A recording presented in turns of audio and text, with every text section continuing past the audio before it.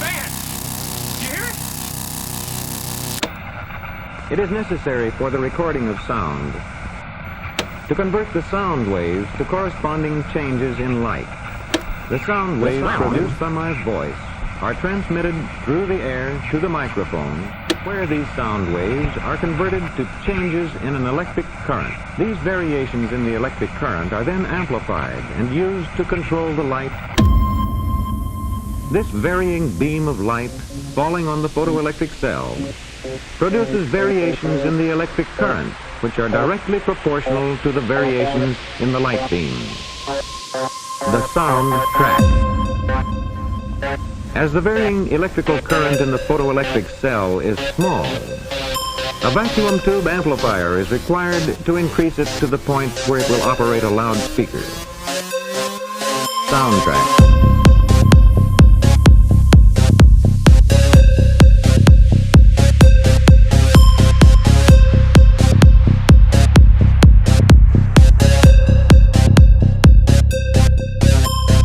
Hey everyone, welcome to the Occult Rejects.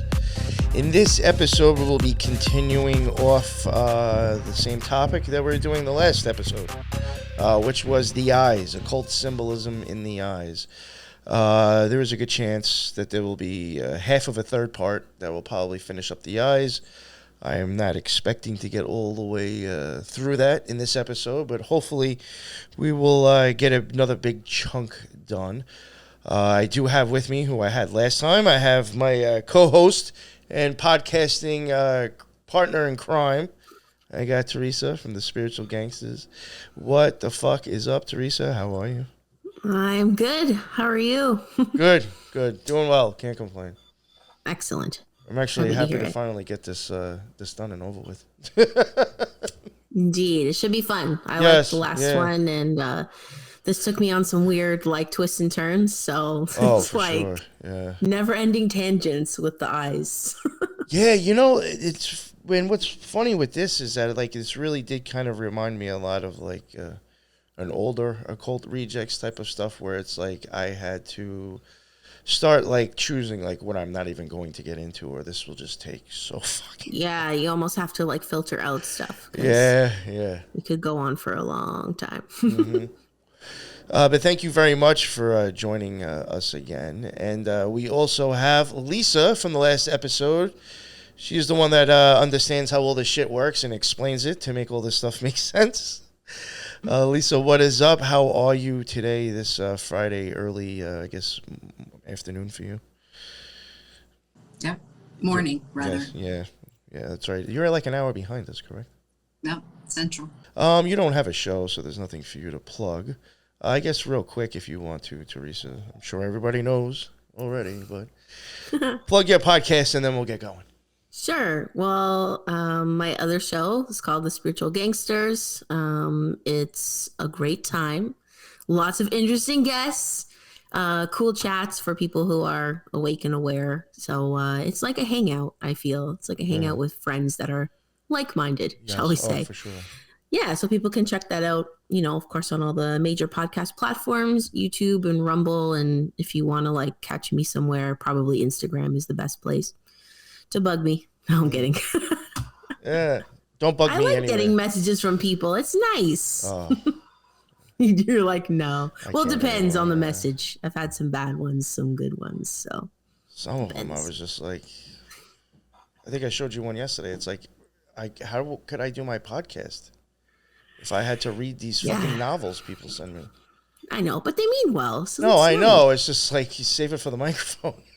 True. Yeah. Well, sometimes you get good ideas from people who listen, So. Oh, no, for sure. No, it's just sometimes it's just. I'll be happy to finish this. Honestly, this series, right here, I don't even know how many parts it's going to end up. Probably fucking 4 or 5.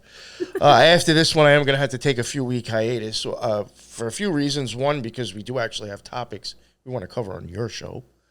So, I would like to move on to that. And honestly, this stuff is to me, it's very time consuming because a lot of it's I have to kind of understand what I'm looking at.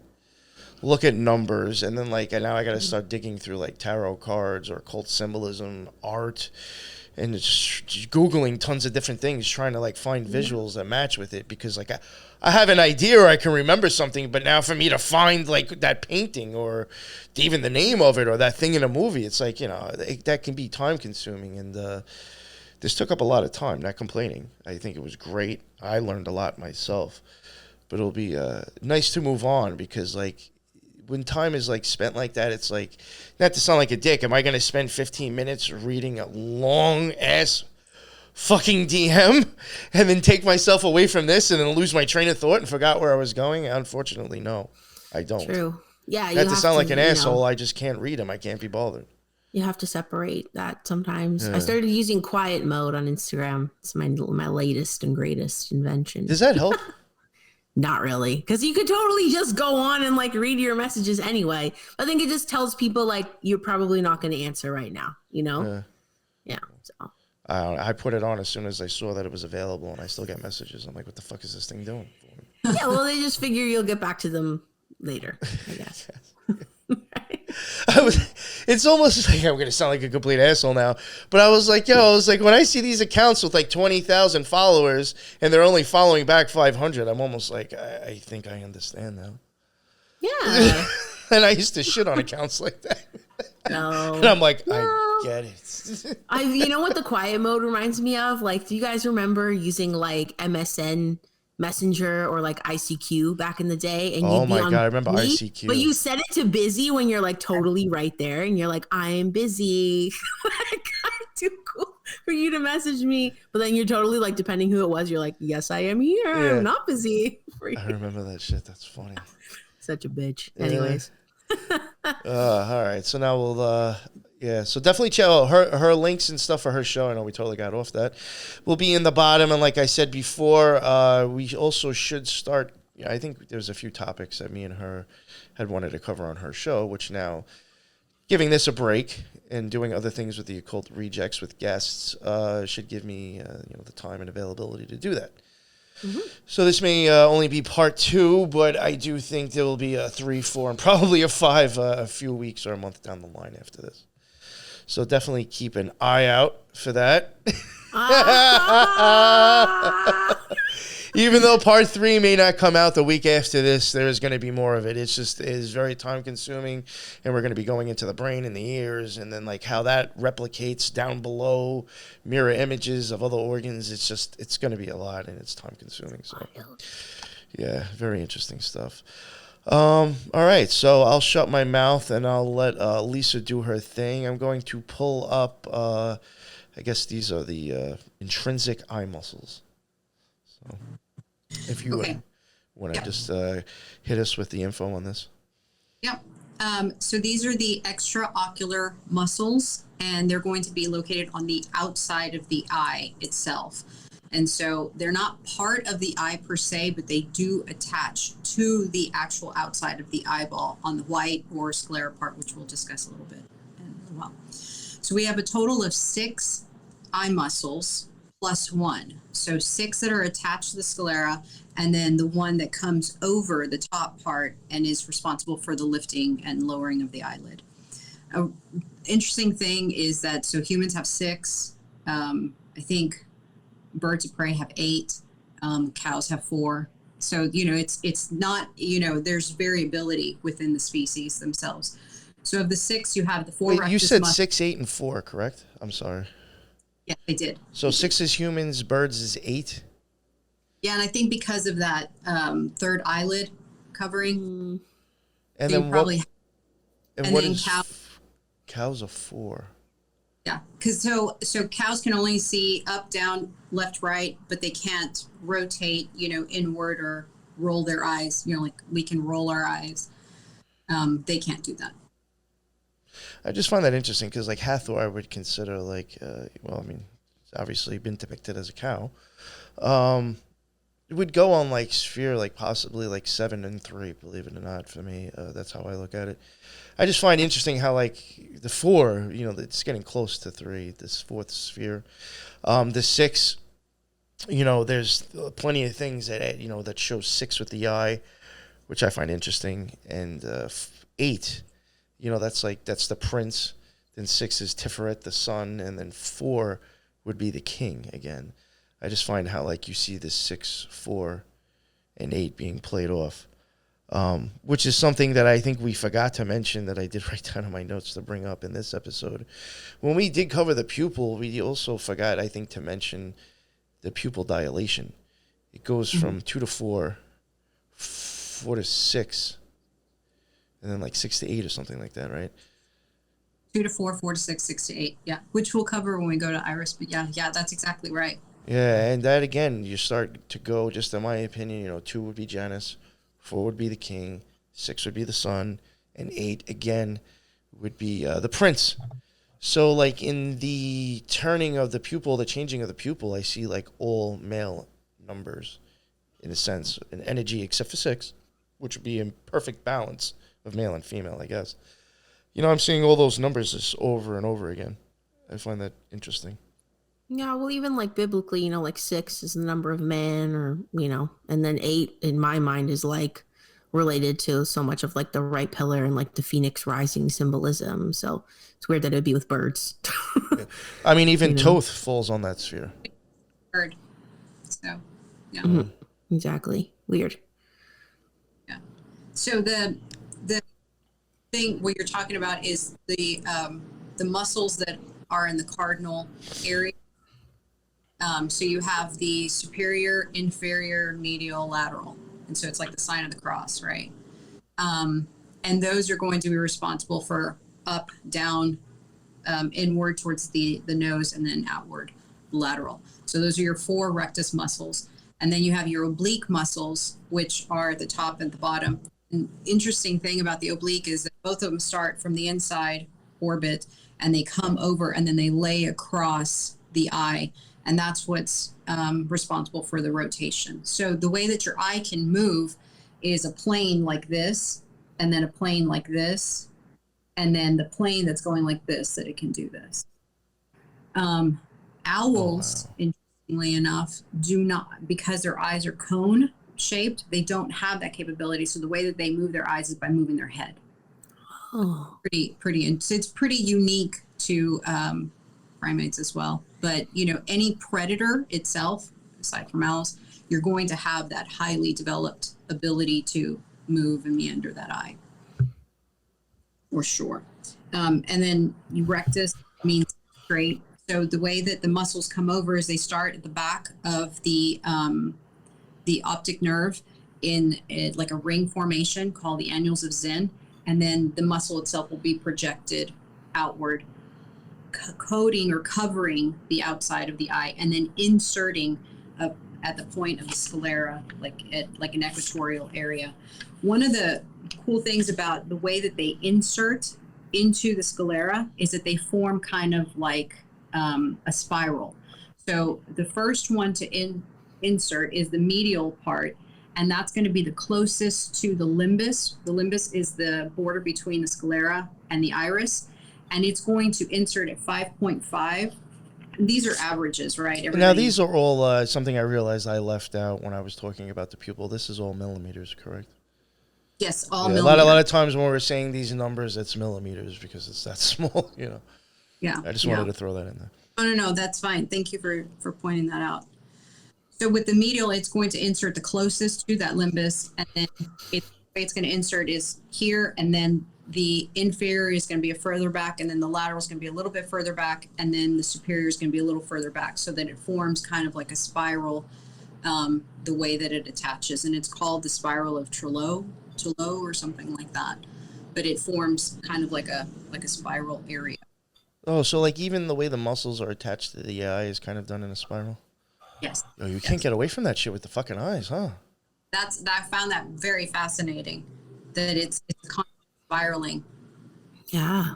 See, I mean, that's like even like, I hate to hammer on this shit, but like, I really, it's like, I mean, I do, there are symbols out there that I do understand, are for some real sick shit, but it's just like, when the word occult or occultism already has to do with vision, and there's so much spiral shit in your eyes, it's just like, you have to start to wonder, is there a little bit like too much emphasis on what these symbols mean?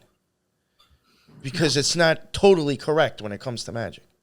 Or just where people think they figured it out. Yes, You know, it only has yes. one meaning, so Yeah. that's all it is, and that's all it can be. And then every swirl is, you know, a pedo swirl. Yeah. Maybe not necessarily the case, you know, and even just using the one eye in general for a lot of symbolism. It's like maybe they're literally referring to your eye in a lot of ways, right? Well, I mean, that even goes with like a lot of signs, I think, covering your eye, throwing up that triangle. There's a lot of things that I think is just a blanket term to be like, yeah, I understand magic or I experience magic. It doesn't, it's not defining or determining who you're going to be after that, who you are because of that. It does not define any of that. It just says you understand magic and occult science. So it's like, why is every person who does that automatically a Satanist and a pedo? Right.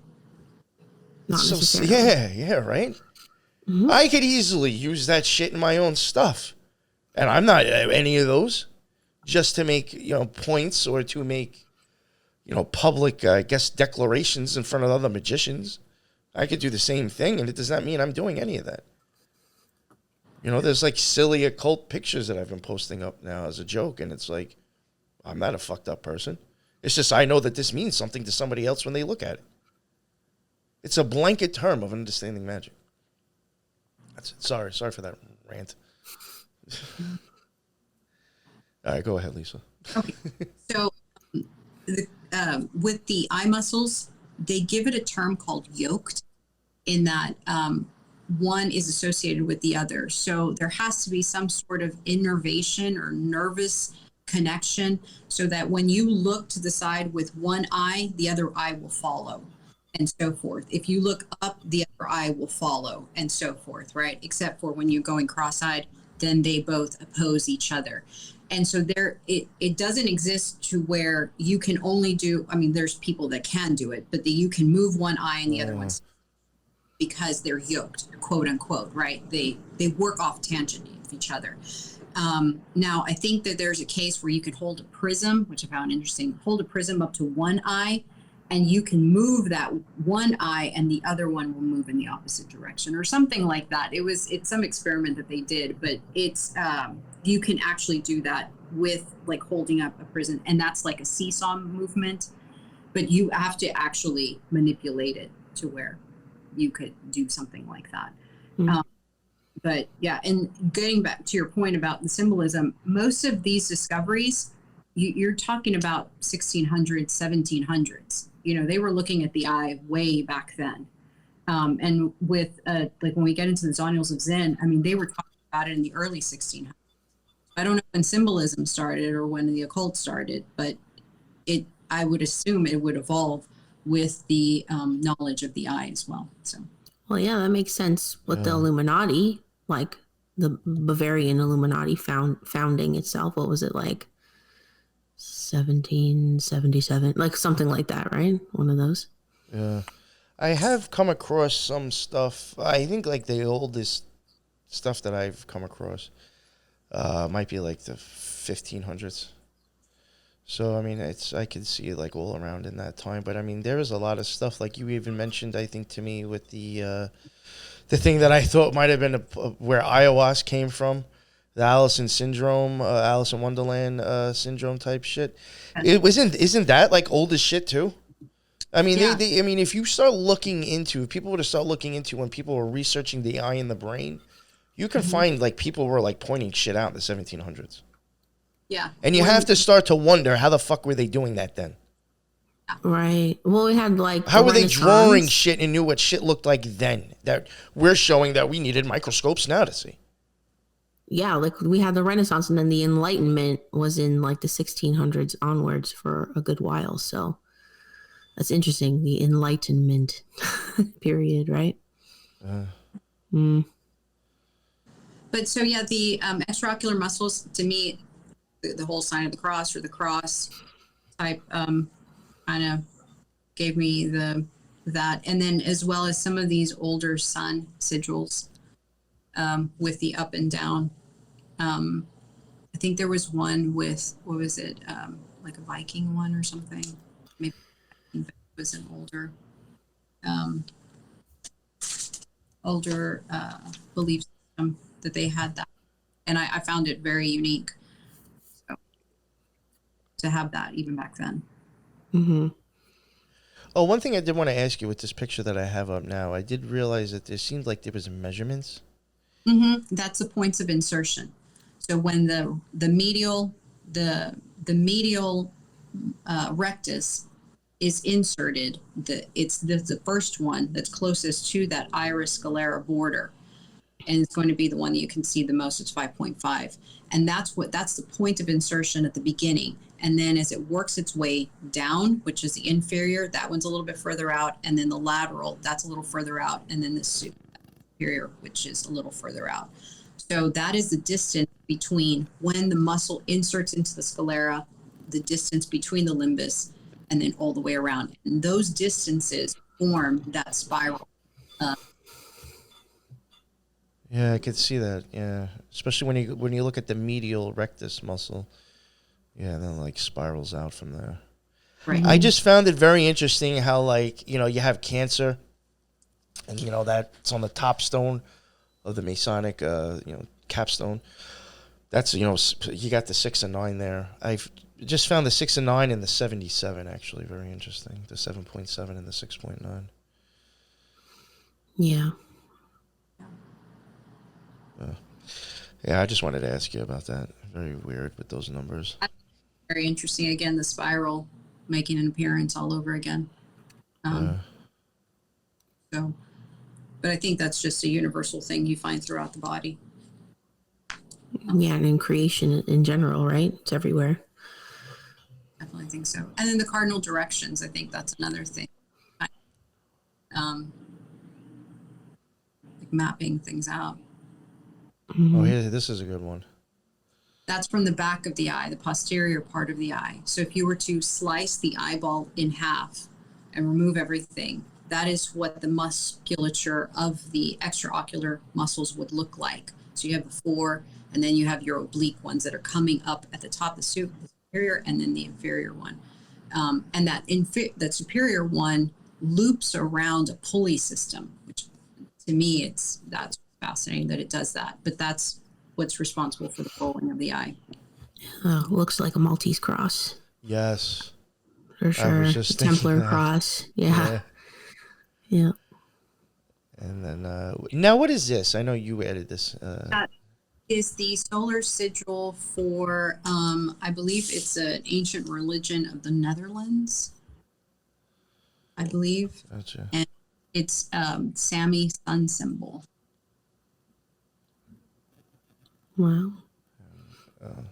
I think this is obvious. It looks like the same shit to me. The actual muscle for the eyelid looked like a chalice to me. You invert it.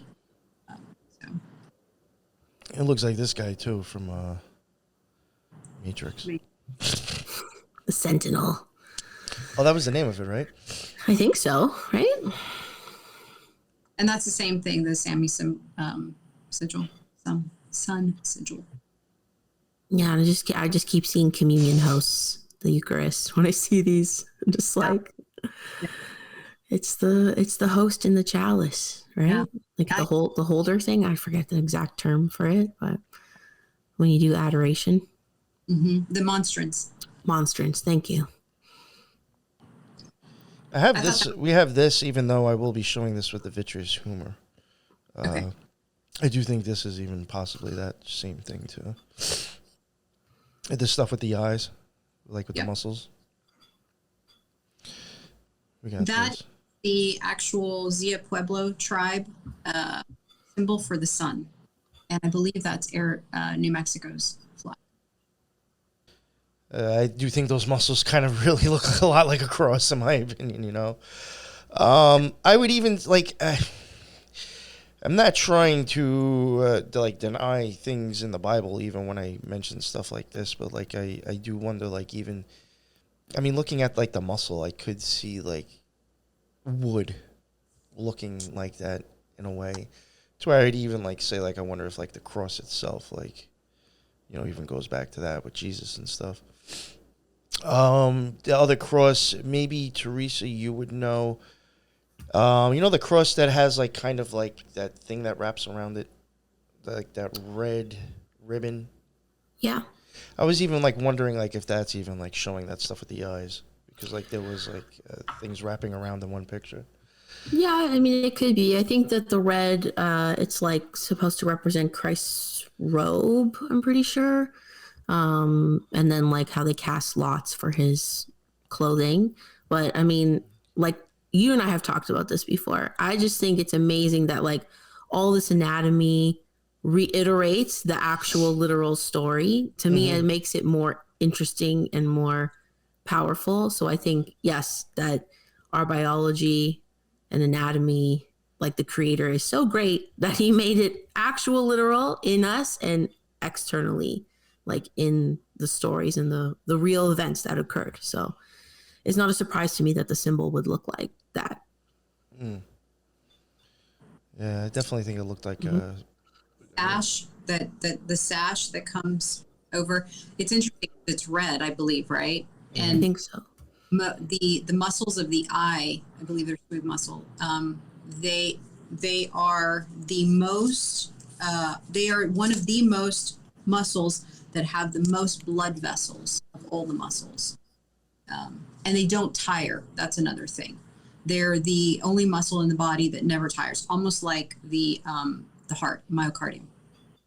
oh wow. That's interesting. Yeah, when we get into the brain, I have a whole breakdown on like the crucifixion with that, so I'll save it. Yeah. Okay. But relates to the eyes, yes, also. Yeah, I don't know. Okay, so sclera, which is the white part of your eye. So it starts right at the border of the iris, and then it engulfs the entire sphere of the eyeball and goes all the way back to the back part of the eye, and then also covers the optic nerve, and then continues on to what they call the dura mater of the brain. Essentially, it's like an extension of the brain. And to be honest, the eye itself with the optic nerve is an actual extension of the brain. It is not separate.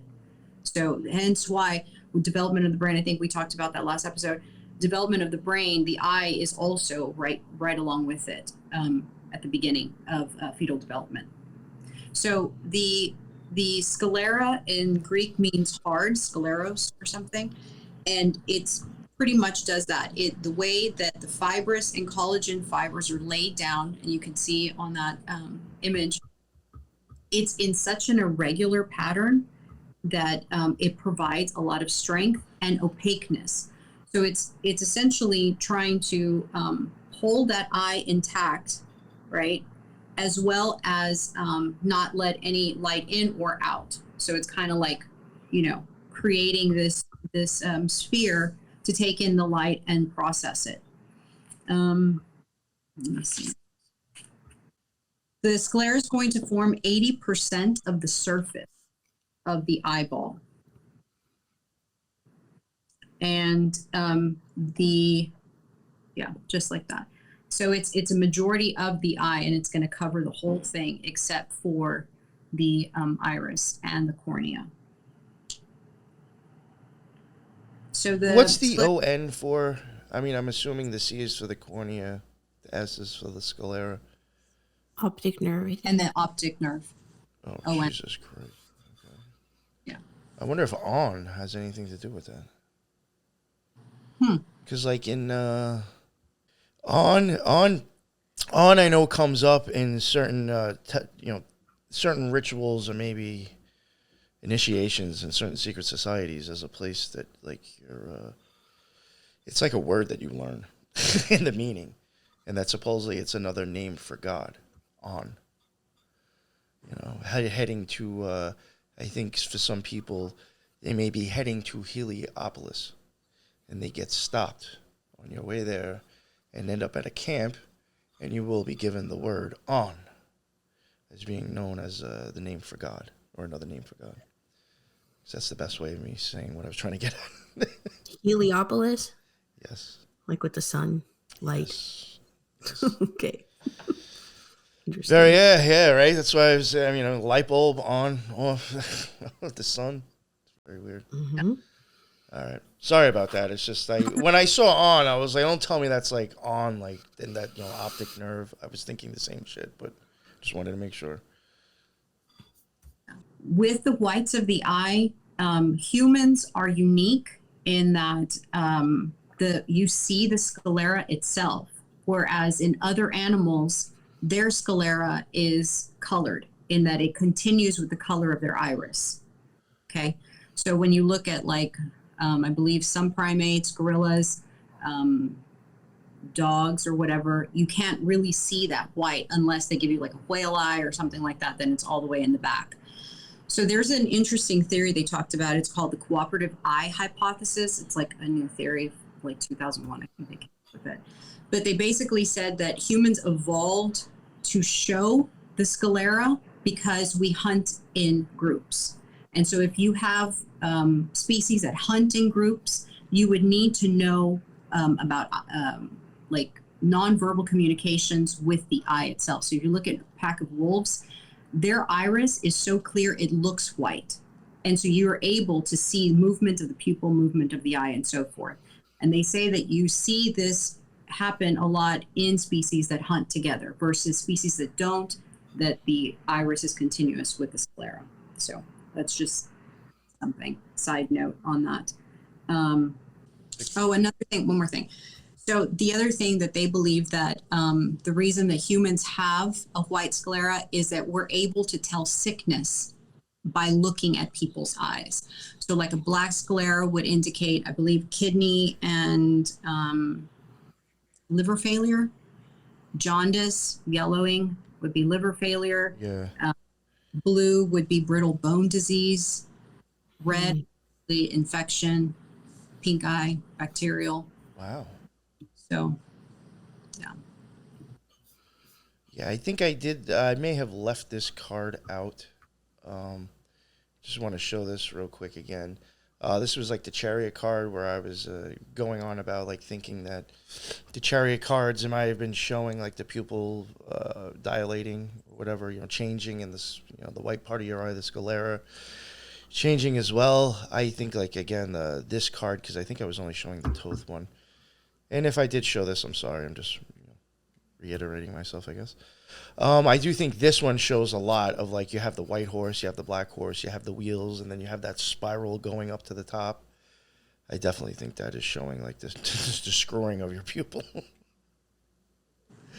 And I'm not going to get into it too much now. I think probably in the next episode when we get into like cones and rods, I will come back to the sclera for me and at least touch upon the whole snow thing again as well.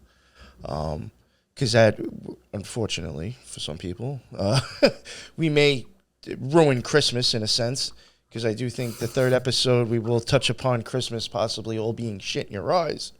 And again, I will go back to the sclera and I guess tie in snow with Christmas and snow with Jon Snow and Game of Thrones and all that stuff again.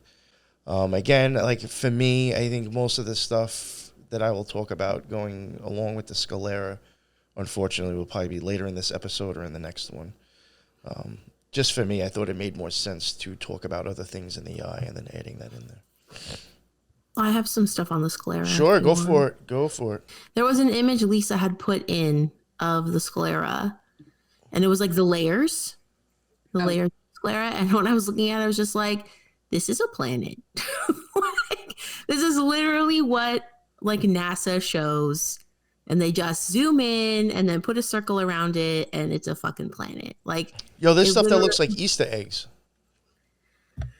Yo, for real, like dye, like marble dye. Like honestly, like I'm looking at, this one. Sorry, this is the image here. So when you look at like the close up, the cross section of the sclera layers, the stroma, and all that, I'm like, this is Jupiter. Like, don't you think? Yeah. For real. So I just wanted to show that a little bit. Like, it's just reminding me so much. And the more that we dive into this stuff, the more I'm like, this is space. This is mythology.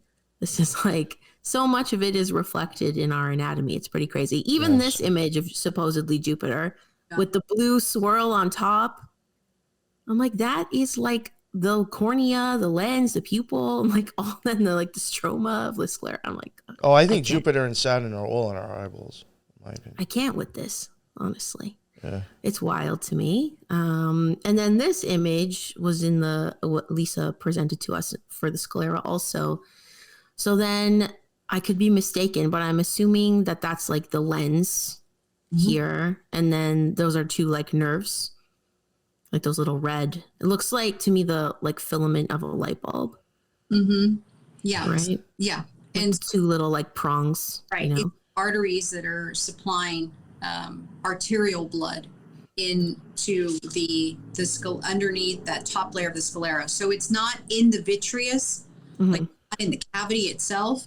It's showing the way that the actual arteries are laying down inside between the scleral membrane itself. Okay. Does that make sense? Yeah, it makes sense. So then it made me think of like, is the sclera involved in like oscillation and like movement of the eyeball? So then I was looking into that a little bit. You mentioned a so- light bulb, but doesn't that shit even look like those, I could be wrong, those halogen lamps or like those heat? Yeah, like the two prongs, right? Yeah, like that. You know how like they have that weird bulb one? The spiral bulb. Not even that. No, it's just it doesn't come out that much. It looks like that lens, really. The lens and then the two nerves going down. Oh, you mean like an old-fashioned light bulb? Like an Yeah, Edison it's bulb. not so much round on the top. It's more flat and it comes down on the bottom. I think I know what you're Yeah. talking about. Yeah, I just thought it was interesting that like the eye has oscillatory movement, right? And so does a light bulb. Like when you turn the light bulb on, the energy comes and then it oscillates between the two like prongs, and that makes light and energy. Also, interestingly, there is I don't know if it's like a foundation or there's an acronym for this group, and the acronym spells Sclera, Sclera. So it stands for the Santa Catalina Laboratory for Experimental Relativity. It's an astronomy organization, and they observe solar oscillation, which I found was really odd, right? Like, You're start to see that a lot of older astronomers like Kepler were obsessed with the eye. Obsessed. right. And now this makes a lot of sense, right? Yeah. So just found that odd. And I'm like, what is solar oscillation? So apparently that's observing the diameter of the sun can change. It like shrinks and expands a little bit. Yeah, very interesting. Didn't that happen in Fatima?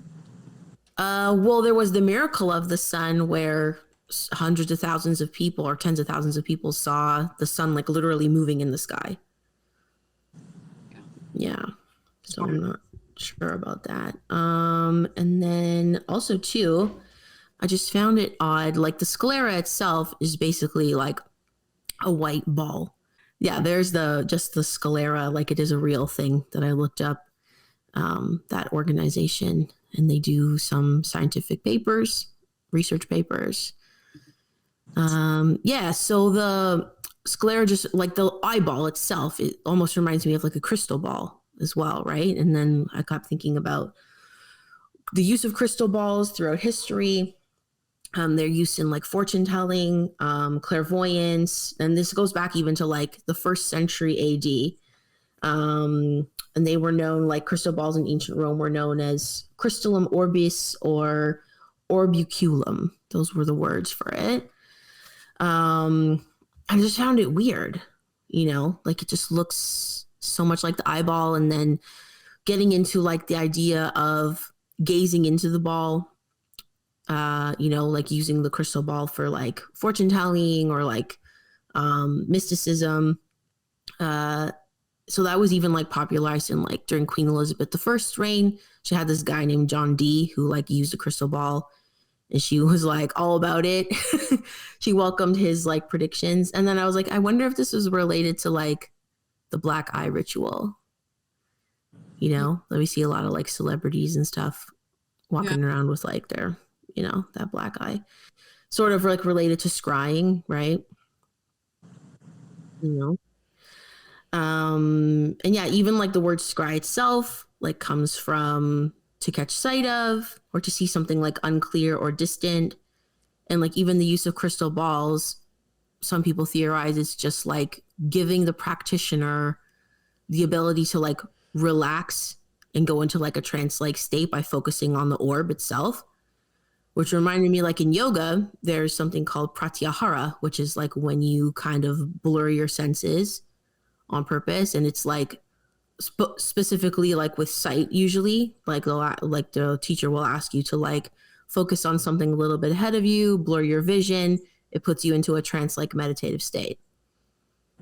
You know, so I don't know. It's very interesting, like all related to sight and like relaxing your sight or like focusing your sight. And you have like control of this, right? Mm-hmm. Yeah. So just like controlling like external things that we look at, controlling the movement of the eye.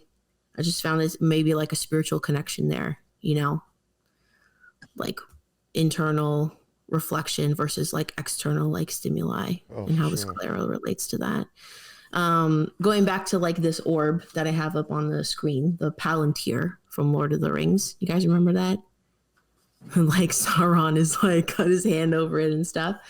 So the Palantir, because I'm like, this is a fucking eyeball. Like, you know, the all-seeing eye. Well, in the movie, Sauron comes through with his eye, like the lizard eye or whatever. Yeah. And he can see wherever he is. So there is also another interesting like company connection. So there's a company called Palantir, right? Which is literally like Minority Report come to life. I don't know if anyone's familiar with that movie. You should be. If you haven't seen it, watch it. So it's literally like an advanced giant digital eye that predicts crime and behaviors exactly like in the movie. They run pre-crime algorithms using massive amounts of data to make predictions. And they take action based on those predictions. So Palantir, the company, is a CIA-backed startup. It's incredibly secretive. It doesn't even have an office. It has what's called like a SCIF, which stands for Sensitive Compartmentalized Information Facility, so that the public cannot like get in on this or hack this at all. It was created in 2004 by a billionaire named Peter Thiel, who was also co-founder of PayPal and an investor in Facebook. And it literally watches everything we do. I'm like, oh, that's great. I don't know exactly how it works. This is all I could find because obviously it's highly secretive. But as of 2013, its client list includes the CIA, the FBI, the NSA, the CDC, the Marine Corps, the Air Force, Special Ops Command, and the IRS. Fucking IRS. And one of its, like part of the CIA that invested in it first was called InQtel. Yes. Like INQTL. Oh man, it just made me laugh. Yeah. I was like, I can't with this. Is one of, I think, most underrated person to look into. Everybody obsesses over Elon Musk, but nobody ever looks into Peter Thiel. And Peter Thiel, I think, is far more interesting. And I don't know, there's a lot to him, a lot of layers that nobody really talks about or covers. And there is a subset of that Palantir that now, I forget the name of the software, but he developed, and it's basically because now they have all this data, right? That's collected, they don't know what to do with it. Yeah. Software to pick out actual correlations and develop the algorithms for something like that, and then basically sold that back to the agencies you just mentioned. So wild to me. Yeah, and I think his husband is one of the. He's the bigwig in BlackRock. So. Really, and apparently he's also a big Trump supporter. Yeah, he was right-hand man. I mean, if you took a picture of Trump, he was always there, and that there's an association with all that. For sure, like all the the Q stuff, and no, didn't Q? Well, like my research on Q a long time ago, didn't that like they have something with what's that called? Like the not crystal ball technology, but it was like some future predicting algorithm Yes. thing. I don't know if it's Palantir, but it had another name. Other name. They called it something. I'm sorry, I'll have to edit this out maybe, but I've collected so much information on Peter Thiel. Yeah. That's wild. Yeah, honestly, I had never really come across I think I come across his name here and there, but nothing like definite. Anyways, apparently Palantir can also track anything from potential terrorism to corporate fraudsters. Like they help catch Bernie Madoff and arrest him.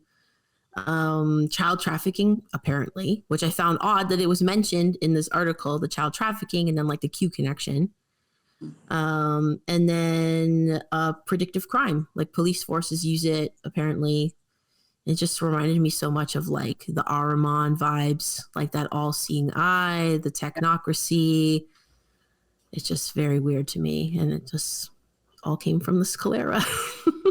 I like that a lot. I like that. Yeah, weird. The rabbit hole, right? Yes, definitely. Big rabbit hole. Love it. Yeah. Thank you. You're welcome.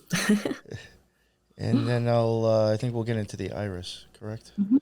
Mm-hmm. All right, let me pull that up.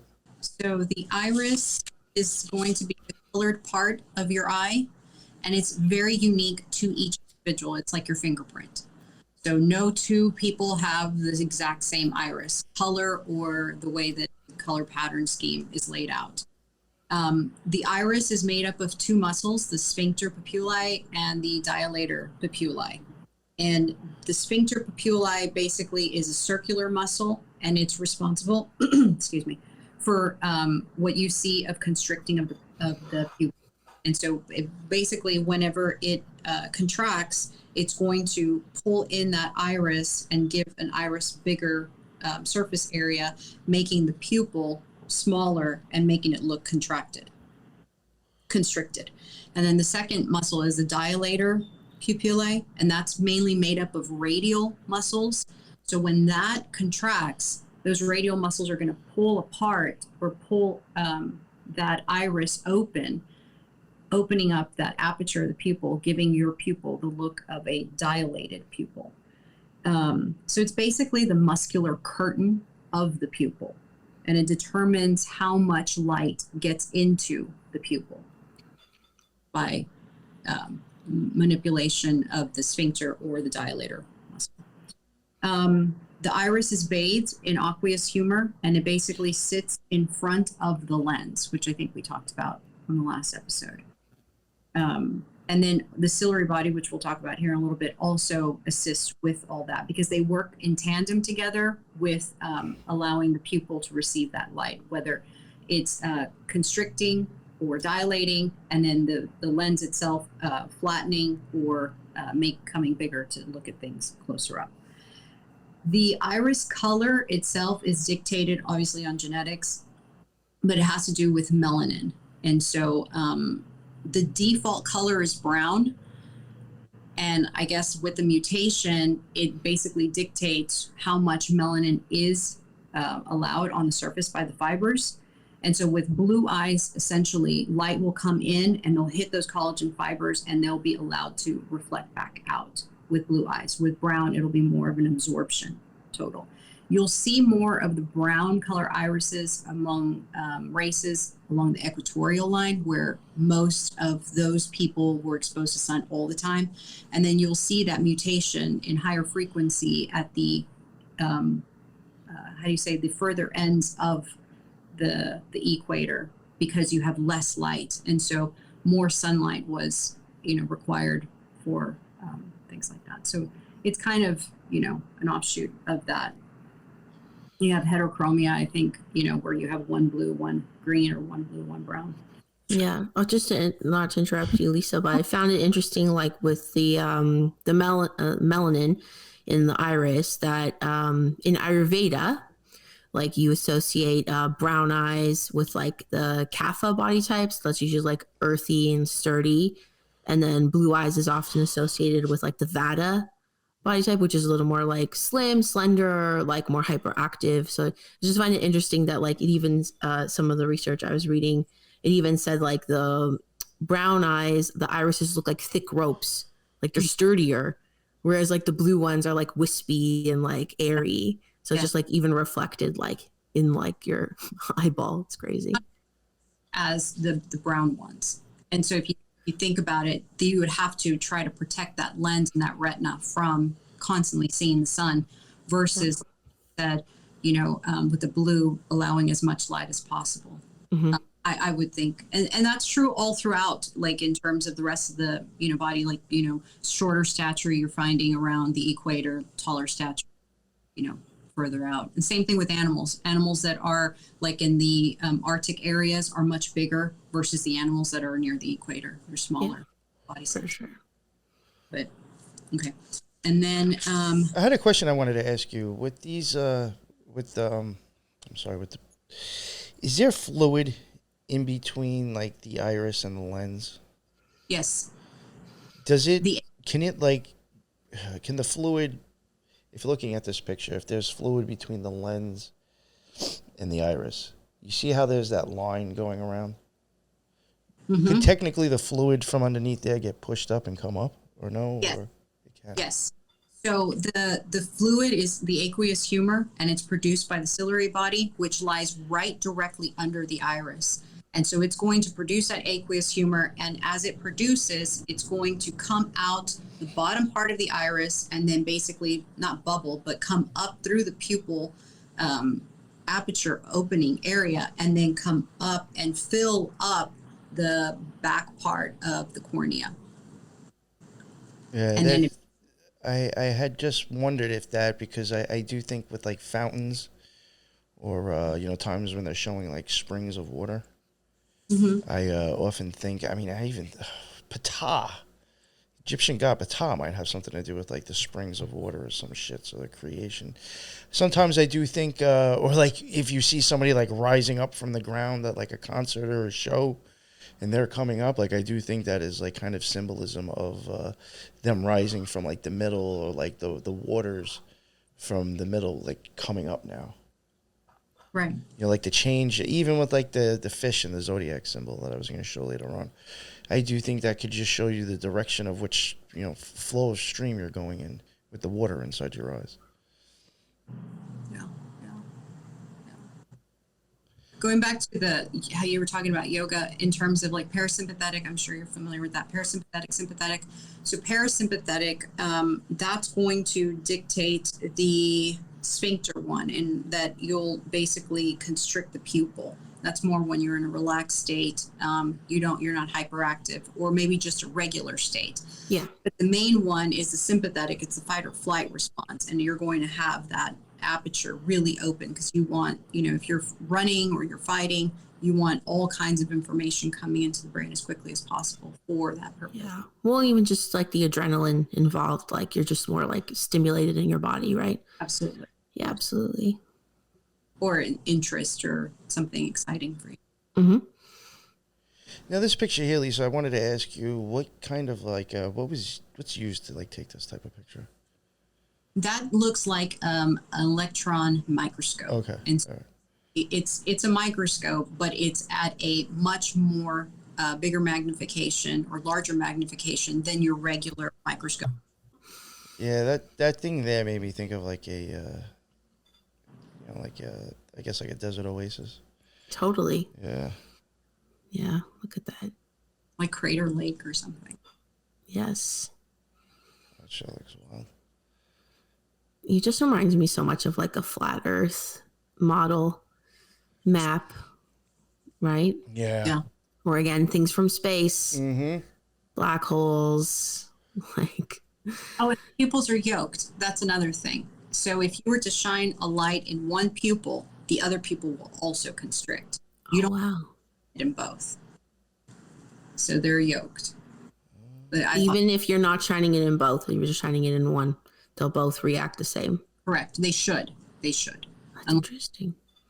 So, but yeah, they will always respond the same. Look at that eclipse right there. Yeah, right. Oh yeah, that God. middle one is an eclipse. So Yes. That is wild. Dark to light, baby. Yeah. Okay, that picture, the one, just go back one. Does that not look like a flat Earth model? Yeah. So That's much. why I had that in there actually. It's the dome. I think Lisa, you added that in, right? Mm-hmm. I did. Yeah. Yeah. I assumed it was for that reason when I saw it in the. Yeah. Y'all talk about flat Earth a lot. I was like, hey, this. Yeah, I have some old maps. If you guys want to see. That even reminds me of that. Real quick, what was that? Oh God, I think we might have mentioned it before, or I mentioned it with somebody else. There was like some show. It might have been on Amazon Prime, where a guy had like a black hole in his fucking like ranch. Oh yeah, what was it called? Outer Range. Yeah, Range, this yeah. really makes me think of that actually. Yeah. Totally. Yeah, let me just go through the pictures I had in here for this. That's dug in Antarctica. Sundog? It's the phenomenon of how the sun will appear at certain times of the day in Antarctica. Well, I even thought that this little thing here, because of the whole spiral and shit. Like Game of Thrones. Yeah, I was like, yeah. The opening sequence. Yeah. I was like, yo, why are they on a spiraled fucking top though, right? I don't know. I just thought that was weird. And the ice wall, again, I just do think that goes with the, that stuff. Like I said, I'll probably get into that more later on. I even thought about moon craters. Supposed craters on planets.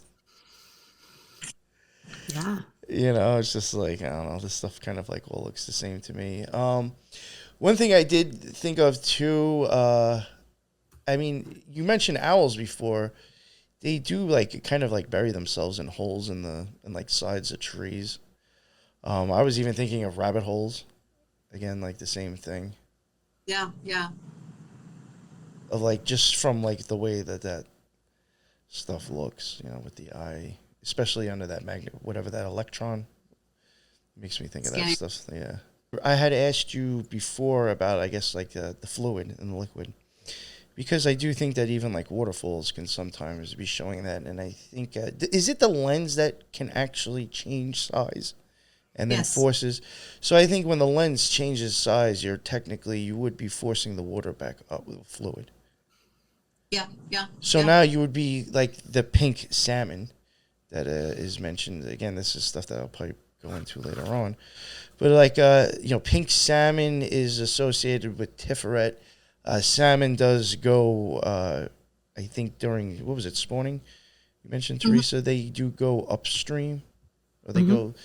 So like, I do think fish, again with Tiferet, the sun, one of the colors for it is pink salmon. I do question if like going, depending on which stream, are you pouring down into it, or is like the lens pushing the water back up? Like, is that even the whole upstream or downstream? I think fish. And I think waterfalls is shown.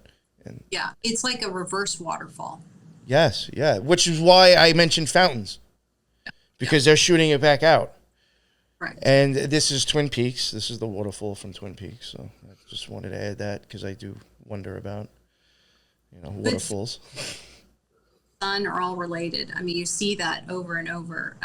The DHA that's obtained from fish is essential to sight for receiving all of the information from the sunlight spectrum and to be able to process it. So, like, I do wonder, like, is the pupil and the sclera and the iris all, like, being shown with, craters, oasis, rabbit holes, owls, again, they bury themselves in holes in trees. Could that be a hyaloid canal type thing, or a stick? So I'm throwing these all up on the screen at the same time. It'll probably make more sense instead of, the way I'm trying to explain it. No, that does make sense. And then I'll let you pull up your stuff now. Yeah, I had a couple old maps. Let me just see here. Okay, so there's this one. I'm sure you guys have seen this before, but to me, it just seems like where the North Pole would be is like the pupil, and then the land mass is like the iris, and then, of course, the white ice wall would be like the sclera of, makes sense to me. And even in Game of Thrones, we've talked about it before, but there's the reference to like, do we just live in the eye of a blue-eyed giant? You know, maybe we do. Okay, and then interestingly, in Greek mythology, there is the goddess Iris, which is Siri backwards for our phones. But yes, so she was known as the messenger of the Olympian gods. She's the handmaiden and personal messenger of Hera, which is of course the wife of Zeus. If you're not familiar, she was a goddess of sea and sky. So we've got water and air, which reminded me of like waters above, waters below, which I think we're obviously seeing in the eye and the earth. She's personified as a rainbow, spanning the distance between cloud and sea. And then I did not know this, but her parents are supposedly Thalamus was her dad, which means wondrous, and he was a marine god, which reminded me of the word thalamus, which relates to the brain, of course, and is the Greek word for inner chamber. So that was interesting. And the visual thalamus in the brain of mammals relays visual information to the retina and the primary visual cortex, and also receives feedback at the same time. So I thought that was interesting. Her mother's name was Electra, or another name for her was Ozamine, which is like ozone,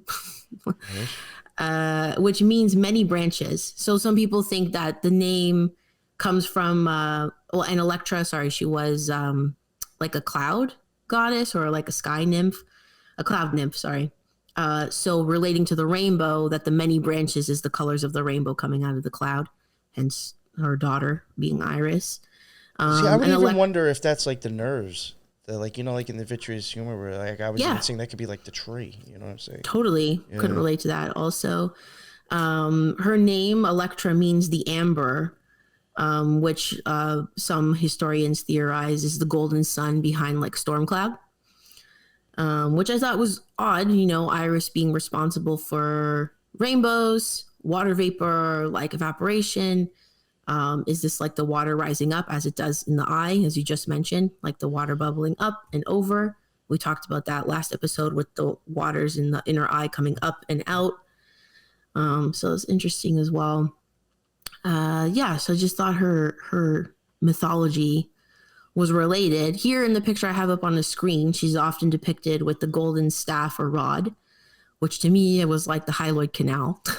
Yeah. And then it's got like the two round things on the top. And I'm like, are those eyeballs? Never know. But and I feel like she's just a bridge to connect like the inner and outer world. So our literally internal and external world, relaying visual information. And also in mythology, she was connecting the gods and humans as a messenger, the earthly and the spiritual realms. So I just thought it was really interesting. Awesome. Mm-hmm. Yeah, that's it was interesting stuff with that one that made me think about other things, unfortunately. I'm sure. There's lots there. Yeah, I started thinking about like the branches again and all that shit. Very well. And the water, I really do think that's why you get a lot of like an aquatic gods and goddesses and stuff. Yeah. All right. Was the intercession person? That's kind of like that curtain that's allowing light or not allowing light. You know what I mean? It's like she's the gatekeeper. She's dictating. The iris is dictating how much light comes in and out and stuff like that. So that reminded me of that. Totally. Well, and also Siri being on her phone.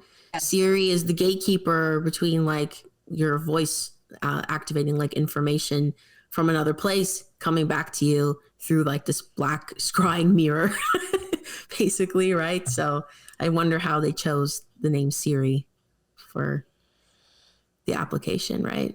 Very interesting. That's weird. Yeah, super weird. Oh, something I did want to mention before, and I guess like it'll probably tie in again into the next episode, but like even when we were showing the muscles before, and the red and the white, like the cross and stuff like that, sometimes I do think red and white, especially like the candy cane, I think the white is symbolizing the sclera, and I do think the red could be the change of the muscles that technically would dilate the pupil. Well, especially now that we know the muscles spiral. Yes, yeah. I didn't know that before. Yeah, so no, that's it was just like another thing, even with the candy cane white, or like even like if you were to see a red cross, but like a white other stuff added to it, or even like I think Coca-Cola is probably a good way to show that it's more red, very little white with the C, I mean with the spelling, and then the black fluid. So if anything, in my opinion, that symbolism is telling me like huge pupils instead of small ones, because there's little white, a lot of red, and a ton of black. So that's what I get out of that. Albinism have a red iris.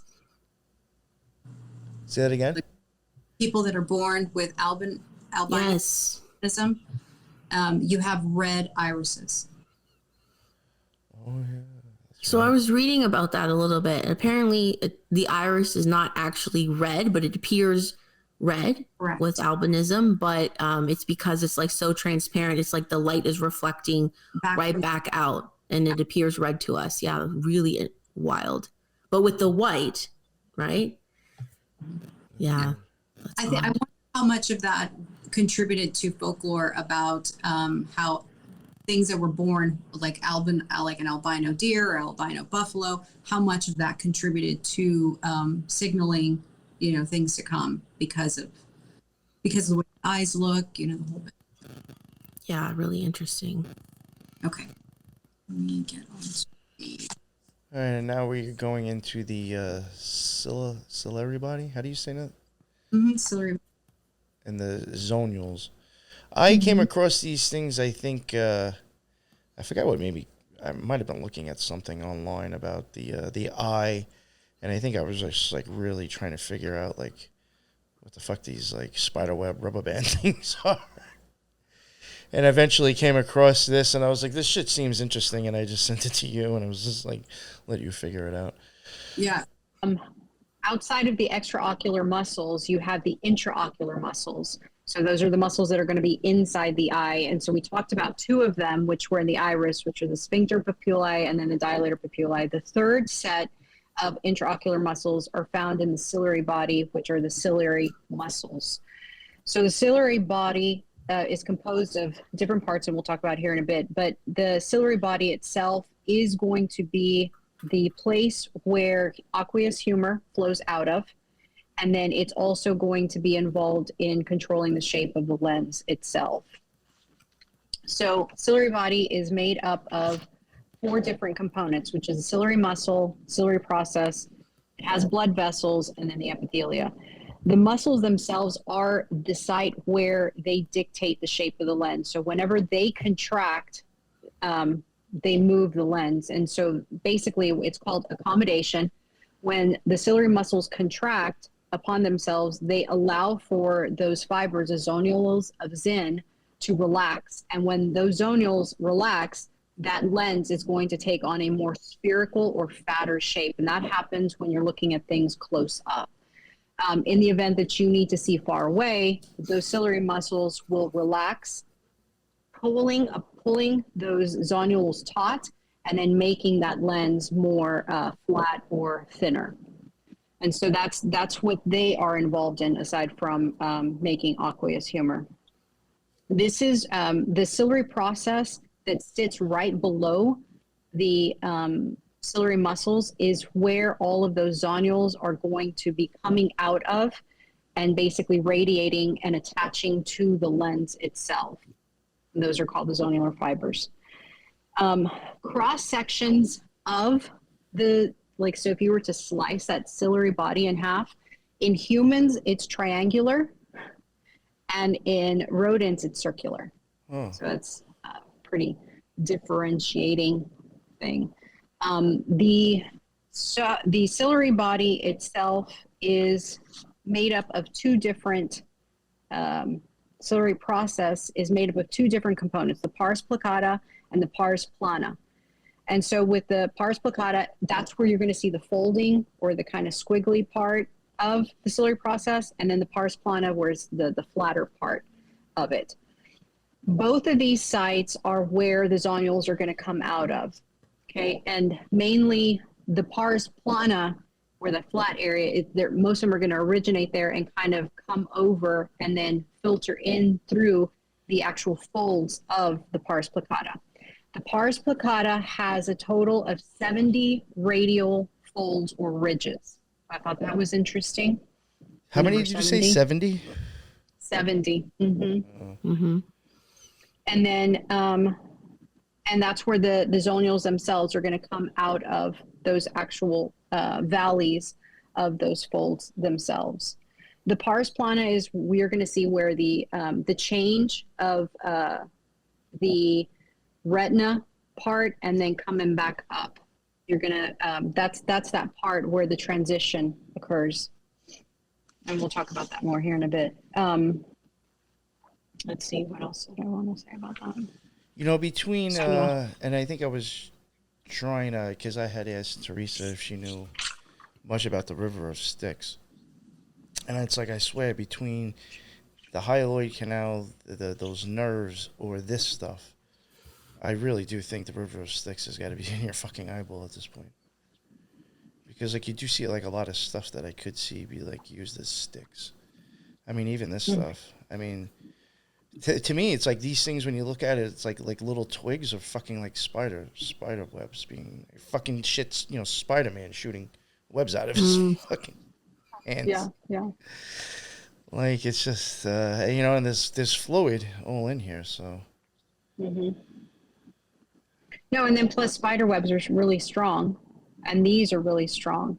So you're going to have your thicker zonules going to be towards the hyaloid area, and then your thinner ones up at the surface. The pars plana, the total length of it is 75% of the whole ciliary body. That's just numbers being thrown out as something that they kept, it kept showing up in the literature. And then, yo, doesn't even this picture right here like make you think of like a beehive hanging from a tree? Oh, like a wasp nest. Yeah. Sorry, yeah. No, Yeah, it does. those Like one of paper those wasps nests, or whatever. Yeah. One of the things that, another thing that I saw in the literature that I didn't see previously is that the lens itself has 22,000 layers. What? Kind of like an onion. Wow. 22,000? That's insane. Yeah. But also the 22 is weird. Yeah. No, and that's right. Oh, And I found something about that it was attached by 70 ligaments. I didn't really understand that whole thing, if they meant zonule fibers or ligaments themselves. But yeah, like that one was very interesting. That, and then we'll talk about that in the zonules of Zen, of how they come out of the ciliary body. So that what looks like mesh, or what, not mesh, but like little globules is a pars placata. That's what you see that's kind of radiating out.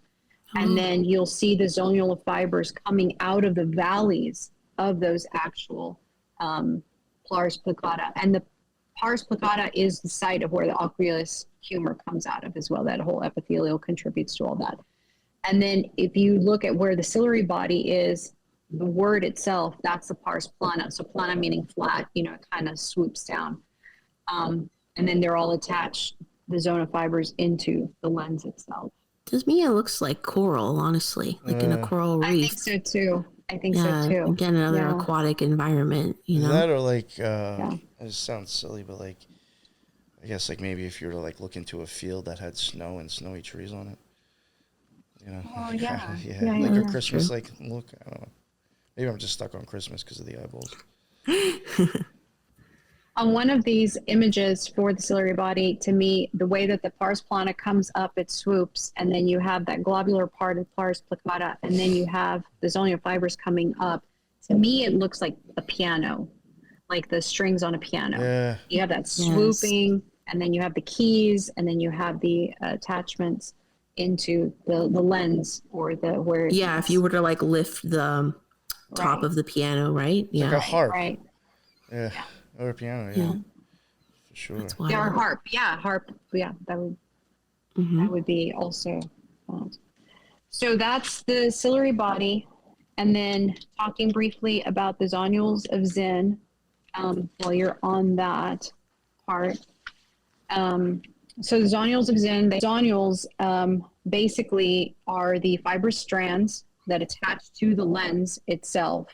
And they're responsible for either slacking or causing tension in terms of dictating the shape of the lens. And that is also based on whether you're trying to look at something up close or whether you're trying to look at something far away. Another thing, the lens itself sits 3 millimeters behind the cornea. I don't know, I wrote something like that on the side over here, so I thought I'd throw them in there. So the zonules have a thin layer and a thicker layer. The thinner layer is going to be near the hyaloid fossa, because that's going to be most of the movement. I think I said it backwards on the other way I said it.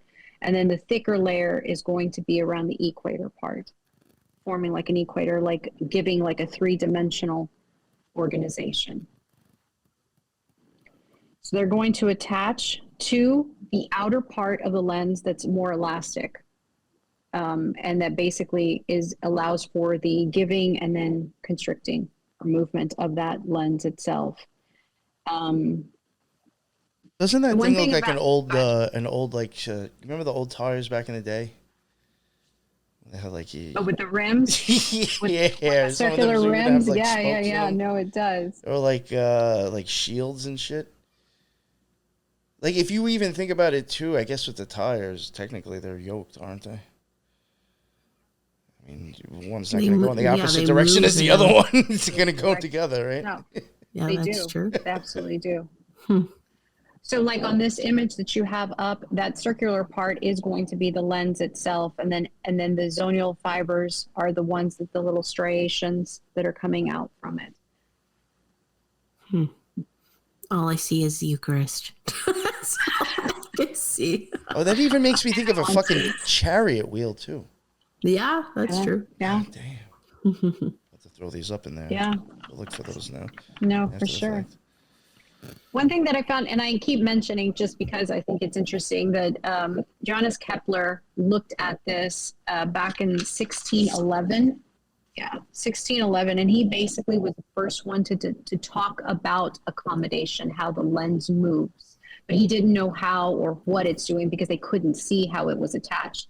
And for a long time before Kepler, before 1611, they used to believe that when you looked at something, the image was created on the surface of the lens, and that's what you saw out. They had no idea that it went all the way into the retina, flipped, and then went to the back of the brain and then came back out in terms of perception. So Kepler was the first one to talk about, no, the lens is important in this because it changes shape based on whether you're trying to look at something close or up. But he had no idea in terms of like what or how it moved and so forth. But he was the first one to describe that. And then it wasn't until like 300 years later, 1970s, with the invention of the scanning electron microscope, that they could actually take a picture of these fibers. And they were like, oh, wow. And no one had ever seen them before. Nobody even knew that they really exist. They knew something was happening. They thought it just suspended, but they didn't know what the action was on it. So I thought that was pretty impressive. The fibers, the way that they come in at a 70-degree angle. 7. And then that's at the equator area, and then the ones at the posterior that you see kind of coming at 30 degree. So that was 7 and 3 again. That is. Well, I'm then even just on trying to the, think of like how that would be drawn out. Like that could look like something too. Yeah. And it's all the way around. It's not just like, I know those images are basically just showing that it's attached right here, but that's the cross section. Continues, it's yeah. all the way around the equator of the lens because it's going to be a point or whatever. In the previous image, because it's called the ciliary body, it gave the Latin name like corpus ciliarum or whatever. Yes, I was just like Corpus Christi. It's like the body of Christ is all I keep thinking of. Like I keep going back to it because I think it's like so obvious, the connection. Yeah. I grew up in a town 40 minutes south of Corpus Christi. Oh, there you go. Yeah. Nice. So little factoid about me. And then, so that's with the zonule fibers. Awesome. All right. So then we'll move on to, I'm sorry, the Ora serrata. Mm-hmm. This one and the next one is when I actually have a lot to say or more to say. Finally, yeah. It was these last two that actually had a lot. I thought.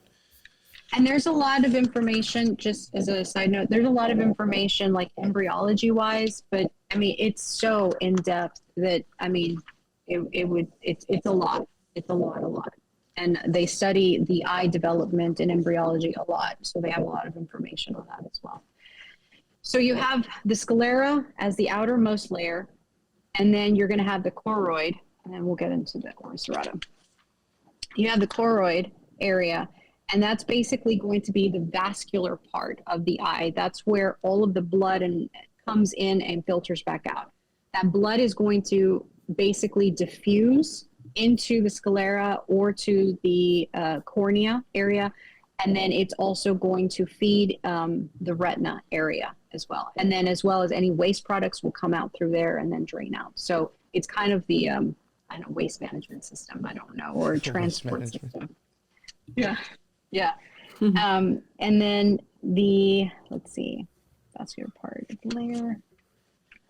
And then now the ora serrata, the way that the ora serrata sits, it sits in like a circumferential area, and it's going to be the margin between the ciliary body, the choroid, and the retina. So this is the part where you have the retina at the bottom, and it's all the photosensitive receptors or photoreceptors, right, that basically receive and read light. And all of that is on the back part of the eye. Well, there's a portion as you get closer up towards the lens that those photoreceptors stop. Like they don't continue all the way up. It'd be a waste if they did. And at that point, you see the scalloping of the ora serrata. So it's almost like an indication of a transition between tissues, and we're switching over to this now. The scalloping of the actual ora serrata is unique in humans. I believe in other animals, it is not serrated, and so they just call it like the ora ciliaris retinae. So that's only seen so far in humans, the scalloping itself.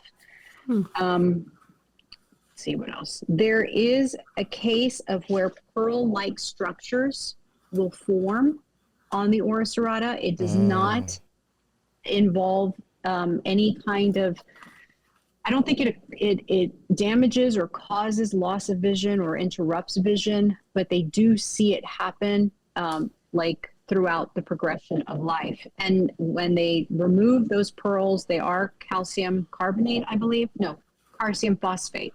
Pearls are calcium carbonate. So there is a depositing of calcium in that area. But I thought that was weird, considering that it's scalloped, considering to me it looks like a shell. Now there's pearls. So I thought that was interesting to mention as well. I totally forgot to get the pictures, but I'm going to toss them up on the screen after the fact when I make this. But I just want to mention now, obviously I can't get too detailed into it because I don't have the pictures in front of me. But I do think that whatever that castle, that thing was in the Neverending Story. I think that child empress, she had pearls on her. You had this tower. Yes, you had the tower.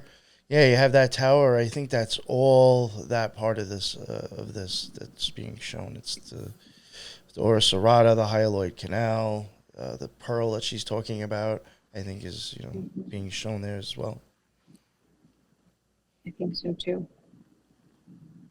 Yeah. Sorry, I wanted to say that because I just realized I didn't have anything to show for it, and I'll say that now and I'll throw it up on the screen after the fact.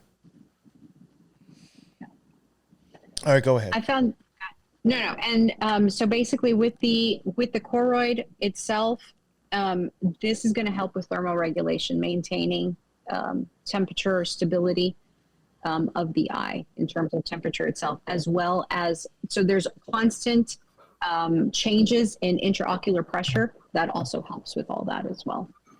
So they're all working together, and that was pretty much it for both the choroid and the ora serrata. They're basically just transitionary membranes and supply and demand. All right. Well, I think that that whole look right here It's kind of basically where I was going to go off of with the Ora serrata. It was stuff I probably could have mentioned earlier, but I really just do think it fits better here. For one, I do think that the caduceus looks pretty much a lot Looks like like that. angel wings, right? The cross section like that. Mm-hmm.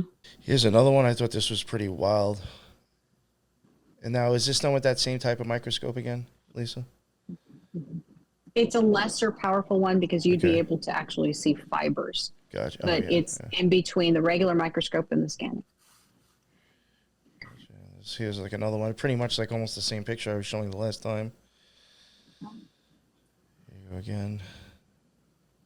And then, I mean, I think we're seeing from other things that we have covered, things that we have shown with the eye already. I do question all this stuff right here. Mm-hmm. The seashell, the waters, the spirals, even these down here. Again, that could be like a fucking lens. Yeah. Mm-hmm. You know, I start to question stuff like this, like even these back here. To me, I know this may sound silly, but those are those strands again that we were looking at. How some of them looked like they just be sticks, and then some of them, like I said, looked like snowy trees. You know what I'm saying? Like depending on what colors they used to show this shit, it kind of looked like it could look like that. I think. Here, I think this is just these church domes. Very much, I think you're seeing the Ora serrata, the pupil, like that whole part of the eye going in. Totally.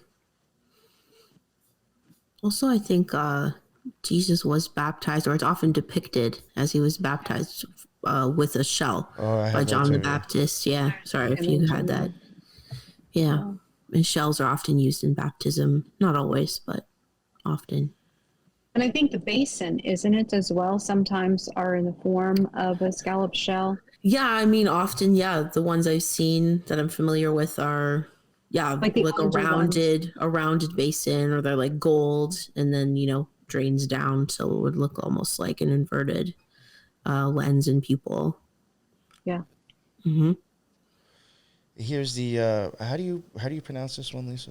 Oh, Fontana dei Quattro Fiumi in Piazza Navona. There you go. Yeah. There you go. Bernini's, yeah. It has the deflor, has the seashell, has these guys It has coming an up. egg and a cone as well. Yeah, guys, the water, robes again, like I was even mentioning, like the robes on the crosses. Now it says quattro. I'm assuming maybe there's a fourth person that I just don't see. And again, could that be like the four corners of like the Phillips screwdriver, the cross? You know what I'm saying? Or the four corners of the eye muscles. Yeah. Yeah, so fiumi means stream or flow. Okay. So quattro fiumi, 4 streams, 4 flows. Mm-hmm. This is the Hagia Sophia, Istanbul, Turkey. Damn. I even find this part interesting up here because, like, I don't know. Yeah. What is all that? It's a lot of, like, that could be very close to things Right. that Himmler had on the floor in his place. The Hagia Sophia, I think I've mentioned this before. I believe there is rumor that it stores the head of John the Baptist. Ooh. Yeah. Here's another one. Seashell. This is I think for that Bernini. she represents, in my opinion, the hyaloid canal. She's the form of it. And that's the Ora serrata. Yes. Mm-hmm. Botticelli. And then here you even have red and white again. Yeah. Yeah, red and white. Blue. I mean, Why she got red hair, yo? The black for the pupil, possibly right here. Yeah. Here's the pupil, the color, the iris, Ora serrata, the muscle. Coming out of water. Yeah. Sclera. I think You can may see it know all there. this, Teresa, that because of Italian, that Botticelli, Da Vinci, and Michelangelo were all painting at the same time. And Da Vinci and Michelangelo, I'm not entirely sure about Botticelli, but Michelangelo and Da Vinci were like closeted anatomists in the nighttime or whatever. They would go dig up carcasses and basically dissect and look at all kinds of things, anatomy. And in their way of basically, I guess, giving the finger to the Vatican, because they were not, they were commissioned by them, but they weren't allowed to do certain things and so forth. They would hide anatomical features in their art. And they believed that they were signaling to each other, sending messages to each other, Da Vinci and Michelangelo. And you see Botticelli come on board and how he has certain things of eye anatomy and his stuff. And I wonder if he was also doing the same thing. Maybe. Yeah, that's interesting. Yeah, that will be something to look into, but makes sense. And here's, I think this was one that you included, Lisa. So. Yes, that is the baptism of Jesus by John the Baptist, and I believe it's El Greco. It's like a Spanish painter, artist. And that one is Saint James. I wonder why he has shells. James. I mean, I think like the J, even just like the candy cane, you know. So there's an interesting. It's I don't know if you're familiar with the Camino de Santiago in Spain, and it is the pilgrimage that the people took to move Saint James's body from wherever it was. I believe it was in Egypt or somewhere, or Israel. I don't know where it was, but they basically moved it to Spain, and the pilgrimage that entering into Spain, that is the Camino de Santiago. And so it basically follows the trek of taking St. James's body or remains to the actual cathedral, which is, what is it, Compostela? Cathedral de Compostela or something like that. And it has its remains there, but people do pilgrimages to end up at that. And the pilgrims carry the seashell as a markation that they are on the pilgrimage. Oh, wow. And they carry seashells like begging for food, or that's what it was back in whenever it was first being moved or whatever. So yeah. That's and really I believe it's also a symbol of fertility, like pagan symbol of fertility, the scallop shell. Here we have it again behind Michelangelo's St. Paul. I would even say this stuff behind here is probably like the lens, right? Maybe. Yes, I would think so. That would almost like if you picture that going behind and wrapping around, like I could see, in a sense, how they're depicting that. Mm-hmm. Bernini's Triton Fountain. Again, the water again coming up, I think, is showing you the pressure of the lens changing. Yeah. Here's being baptized with a seashell. Yeah. The Red Cross on the stove. Oh, did he? Yeah. Oh, yeah, look at that. I mean, perfect eye symbolism right there. Good eye. Good eye. Good eye. Oh.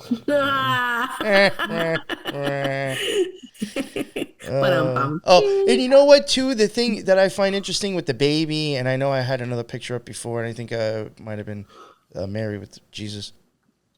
Again, with the liquid in the eye does follow it down to the child, correct? In the womb? The vitreous. Yeah, so I could see how, like, what Teresa had mentioned last time. Why this is all, being shown, and why maybe sometimes babies are even shown inside the picture, inside the art. Yeah. Well, yeah, maybe it's a connection to source, right? Yeah. Mirrored within the womb when we're developing. Yeah. Before I forget, go ahead. in Revelation, I believe it's like 21:12. It's like the gates of heaven are made by a single pearl. I think that was another thing. That's why I inserted the pearl thing. Oh. But yeah. But anyway, before I forget, sorry. No, that's good, because I will be getting to the pearl again. Shell, you added this. One thing I do want to mention, I think I brought it up. This is a long time ago when I did the Ninth Gate with Sean McCann. We did notice Shell gas station pop up like constantly throughout that movie. Either he's like pumping gas at Shell, he's on a phone and there's a Shell gas station sign in the background, but Shell gas station comes up a lot in that movie. And it's like too coincidental for me. Here's another one with the fleur de lis again. Could even be the flow of the water. I do think these flowers, one more open and closed than the other one, again, has to do with the eye. I think this is the Aura serrata.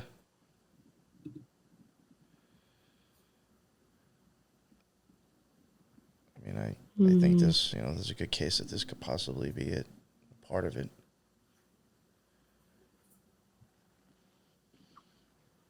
This, I do think, could be that again. Even have like kind of a spiral in a sense. Could be waves.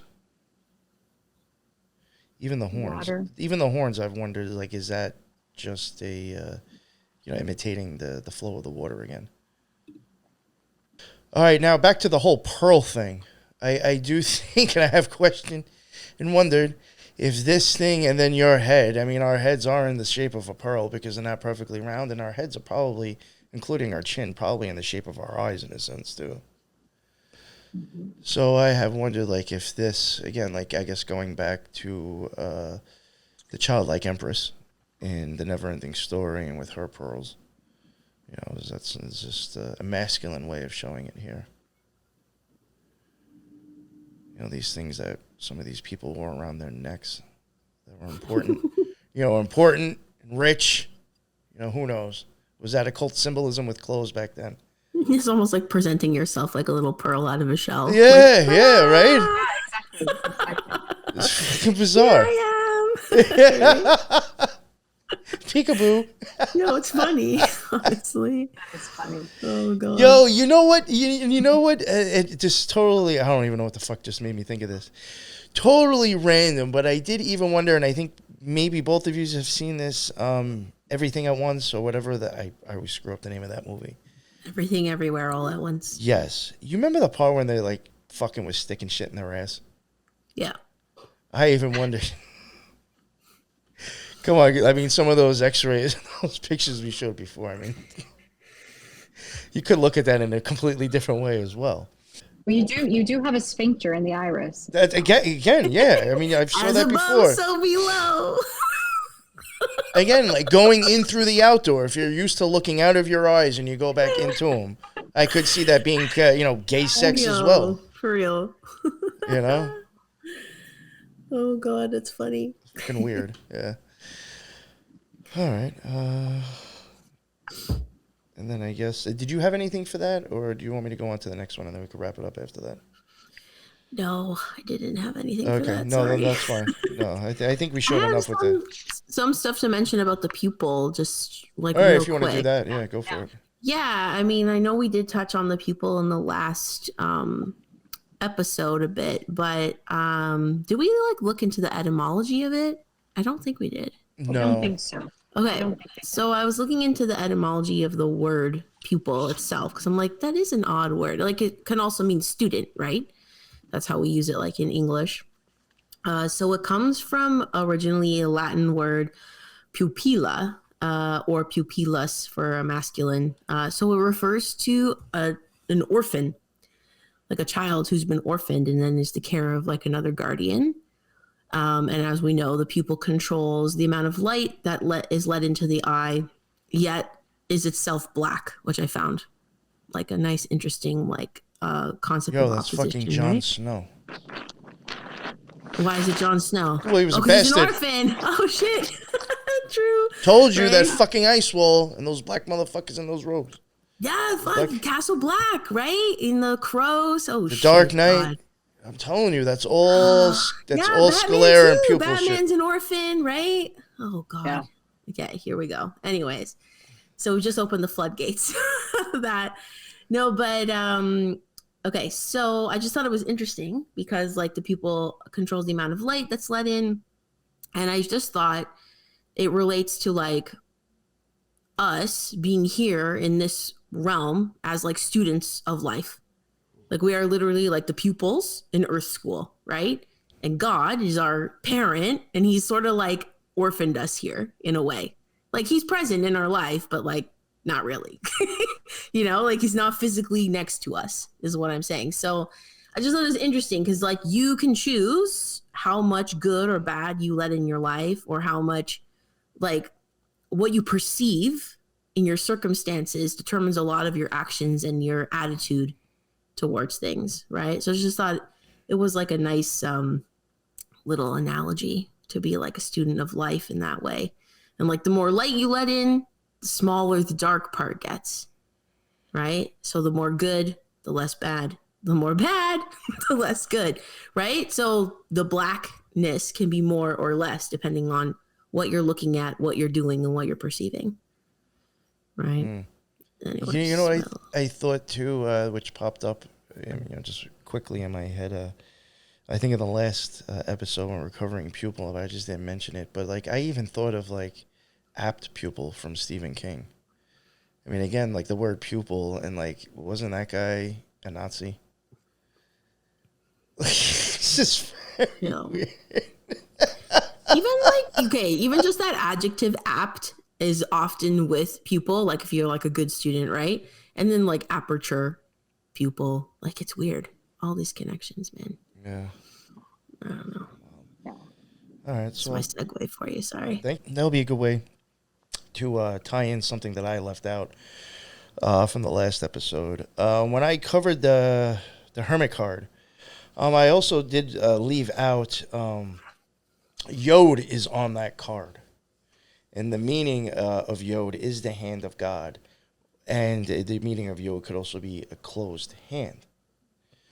So I did find that interesting, and that was something that I thought like really would help add to the whole thing with the snake on the staff and the snake underneath him. He has one hand, open, then he has one hand closed, technically holding the stick in his hand, the hand of God. You've heard of the hidden hand. I can't remember this goddamn kid's name. Everybody was in love with him fucking a few years ago. That kid who shot those people on the streets. It was the whole thing was just really weird. It's like you just watched it happen. Yeah. Him, and like when he's up at court, he's like putting his hand inside his shit. And people are pointing out the hidden hand. And I'm wondering, is that a way of symbolizing the hidden hand? You're sticking your hand in, and it basically would look the same as if you had your hand closed now. It's just you're using your shirt to cover that part. But that's all you're still seeing of the hand. So it's like the hidden hand just really just showing the hand closed, which would be hidden now because you can't see it, opposed to open. Yeah. Something I was thinking of with Rittenhouse and the hidden hand symbolism and all that stuff. And with, going along with the pupil on the card, I do think the fact that Yod is on there, and that even has to do with the closed or open hand, is, the hand of God.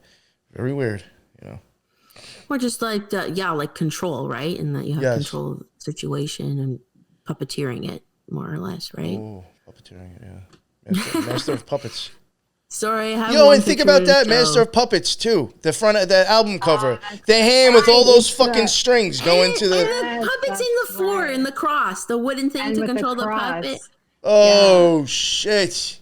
Don't they have crosses in the background as graves or no? Yeah. The graves are crosses, yeah. And they have strings going to all of them. Yeah. Right? We'll throw yours up here first, Teresa. Yes. All right, can you share that for a sec? Yeah. Forgot to mention. So like the pupil thing that I was harping on before, it just reminded me of, again, like the flat earth model. This is like an old, like Hebrew basically model with Sheol or hell being like underneath, right? And that's like the blackness. So like if you are too like caught up in like or worldly things, earthly things, like the stimuli of like the worldly life, again, like, spending too much time obsessed with darkness, your pupil has to dilate more because you have less light, and you are like fixated on the black, which just reminded me of like Sheol. Like if this was a lens and the eye was facing down, it's just reminded me of that. You get yourself into like kind of a vortex of darkness and can't get your way out sometimes, right? Anyway, that was my little thing there. Here we go with the Vitreous humor. And then we'll be wrapping it up after this. Okay.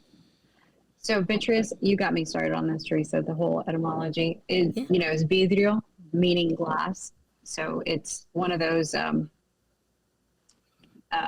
words that, actually kind of goes back to that.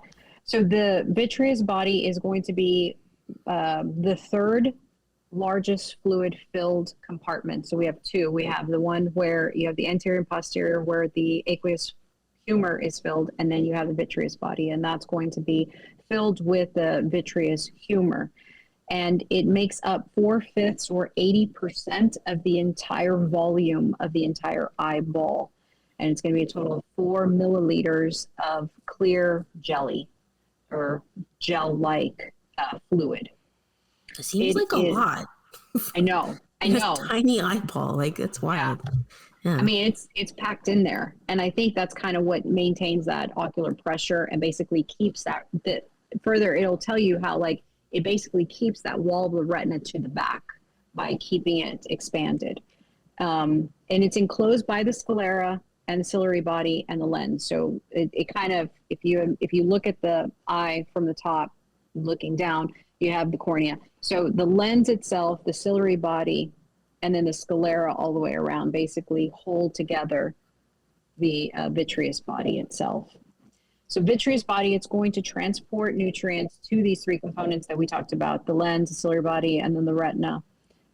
You have the gel component is like 2 to 4 times more viscous than water. So it has that gel-like appearance. It starts to basically thicken up until adolescence, and it's its most thickest around adult. And then as the individual ages, then it starts to become more water-like, and that's when you start to see less vision. You can even have floaters. This is where all that occurs in the vitreous body itself.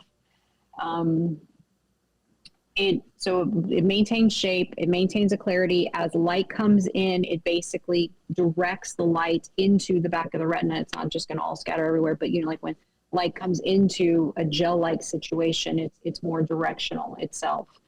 One of the things that I found interesting is that it maintains the oxygen gradient. So the retina itself needs the most oxygen, so it maintains most of the oxygen molecules towards the back part of the eye, so the retina can make use of that, versus the lens area that does not require so much oxygenation, and it basically maintains that gradient. Less oxygen in the front, more in the back.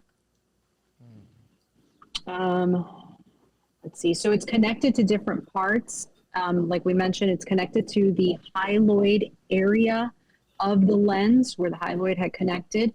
It's also connected to the ciliary body as well as to the retina itself. It also connects to the oris serrata where, that you have that junction of the ending of the retina and then the ciliary body. It also makes an attachment there as well.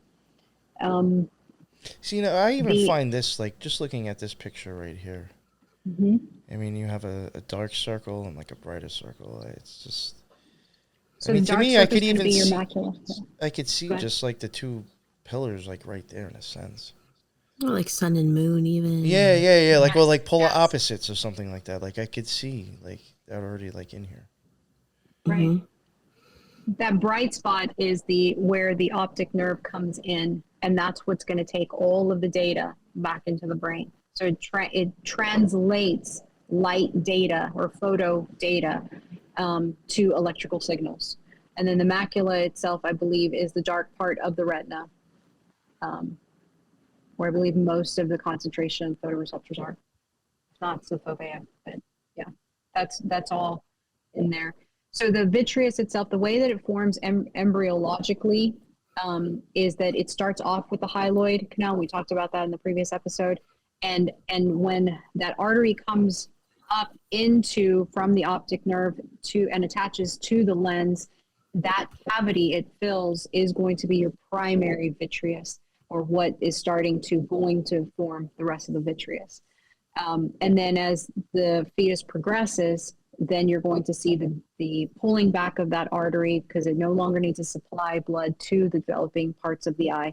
And then it'll close in and then form that vitreous cavity itself. That vitreous is going to already be formed by the time of birth. And then you'll have the formations of the zonules, and that'll be the ending of the vitreous itself, the body, the completion of it.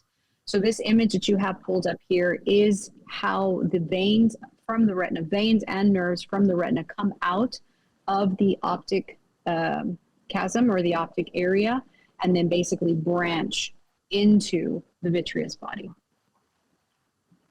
Wow. It looks so interesting, like a tree or like crown of thorns even. Yes. Yeah. It looks like the leaves on Caesar. Yeah, the laurel wreath. Yeah, Yes, which we related back to like the corona etymology and the cornea. Yeah.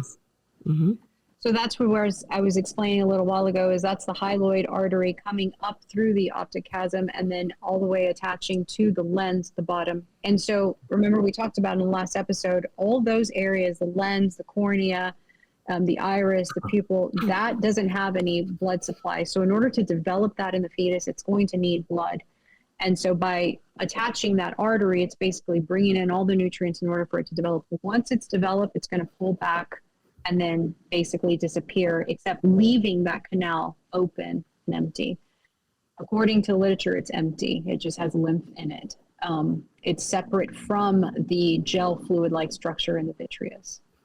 But again, I think there's always room for, oh, it had this or it has that. So the vitreous body contains that gel-like structure, and Teresa had mentioned it last episode. It's they never referred to it as Wharton's jelly. You have to actually Google it for it to look, for you to look to see if there are similarities onto it. They just basically call it vitreous humor. One of the interesting publication or articles that I read was that they did some experiments where they took Wharton's jelly from the umbilical cord itself, and they went ahead and cultured those cells, and they primed them with actual receptors of retinal epithelial, and that they started to differentiate into retinal cells. So that Wharton's jelly that came from the umbilical cord is able to differentiate or become retinal cells itself. Whoa. And so when they did do the comparison to vitreous humor in terms of like composition, different types of growth factors or representative itself, it is almost identical and the same. That's really interesting. It's pretty interesting, right? And it's not produced until later on. So I think I had mentioned that it was part of the amniotic fluid and all that stuff. No, it's not produced until later on, after that it comes into play. So very, very interesting stuff. That is really interesting. And even like the etymology of the word humor, because I was like, why do they call it vitreous humor? So apparently in Latin, humor just means moisture, which I thought is odd, even just for like the comedy, like humor. It's like, is that just like transmitting something to us like through the ether? And then like we laugh about it. I don't know. I just thought it was like super weird. Why that word for comedy and then also for vision? It just seems like totally unrelated, or like even the word pupil. Like, why is that related to the eye? It's interesting. This picture right here is Cily's. You guys can see this, correct? Cily's whole thing. I thought that was like possibly like I know it looks silly, but I was thinking the Night King of Groot, believe it or not. Yo, it does really look like him. What the fuck? Wow. Oh my God, how did you even think of that? This is I don't know. Gotta start smoking weed. Jeez. I don't even think that's that. I think I just like stare at the shit for a while and just try to think of stuff. I'm kidding. I'm joking. But I don't know. Groot and the Night King. I don't know. That looks interesting. Damn. I put that up, and it reminded me of the burning bush with Ten Commandments. So I think so. The actual Venus, with the blood and nerves of the retina, and then surrounded in the redness of the retina as well as the gel filled. So. And again, I mean, you also, in this picture, again, you have a white and red again. Like, it's just. And it was delivering a message. So, yeah. I even think the swords card right here, the Ace of Swords, is possibly showing that. And here we even have those points. It could be the fucking King's crown. like the Night King had on the top of his head. Yeah, and those formation of the veins, right? Yeah. Yeah. The laurel wreath again. There you go again. I even wondered if that's the hyaloid canal. You know, I also do think swords, in a sense, might be like light or energy in itself, because if you think about like steel can reflect light. So I even do wonder if like the ace cards or like these ones might be like showing like the direction of energy. Well, even on within that the card, you have formation. the dark spot and the light spot Yeah. with the roses, the red and the white. Yeah, red and white again. Right? Yep. This is from the Toth deck, the Ace of Swords. I even think like, you know, you have the Elk Lodge, the Moose Lodge. You know, reindeer again with Christmas. Oh yeah. Guys. We can't forget about Canada's $20 coin. That I've never seen that in my life. What the heck is that? It's the vitreous humor and then the spirals in our lens. The tree of life. Holy man. Never seen that before, but fun fact about Canada, I guess. And then you were mentioning how you thought it was funny about the vitreous humor and the humor. We do have a humorous bone too. The funny bone. Yes. And yeah, right here. Show it again. It's up here. I do find it interesting that in this is the Black Lodge in season 2, where you can jump into there and you go into the Black Lodge. You got these trees, dead looking tree things. Yeah, is that the pupil? Is that the sclera? Is that like, you know, the covering around inside?